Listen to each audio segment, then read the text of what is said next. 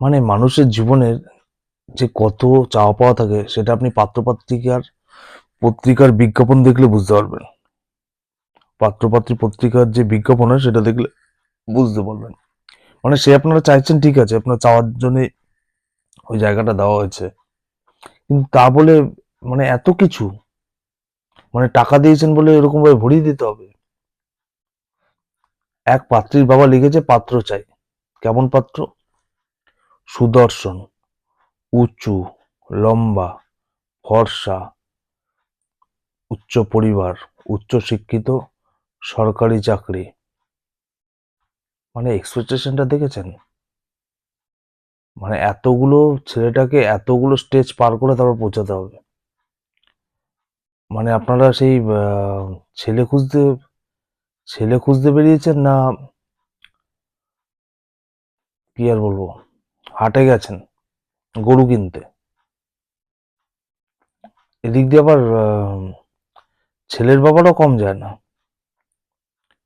পাত্রী চাই ফর্সা, সুন্দরী, ঘরোয়া, উচ্চ শিক্ষিত, উচ্চ বংশ, ঘরের কাজ সব করতে হবে, রান্না বান্না জানতে হবে, চুল একদম পিছনে একদম হাঁটু, পারলে একদম রাস্তায় লোটোপুটি খাবে।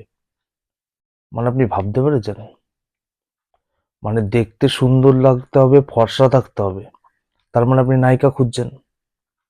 মানে তার মানে আপনি রাখি সাবন্ত, হেমা মালিনী, দীপিকা পাদুকোন, রানী মুখার্জি, এগুলো চাইছেন?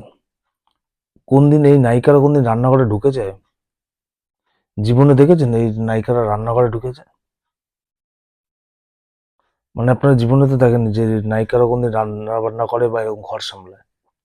তাহলে আপনারা চাইছেনটা কি বলুন তো? দিয়েছেন বলে এই ধরনের ঢপ দিতে হবে? এই ধরনের ঢপ? আমি চিনি, আমার এক বন্ধু আছে, তার বাবা ওই পাত্রীর জন্য বিজ্ঞাপন দিয়েছে, লিখেছে ছেলের কোনো নেশা করে না, উচ্চ আয় করে, প্রচুর ইনকাম, সুদর্শন পাত্রী চাই। সুদর্শন পাত্রী, রাত হলেই যে কান্টি ছাড়া চলে না যার। মানে এই লেভেল ঢপ?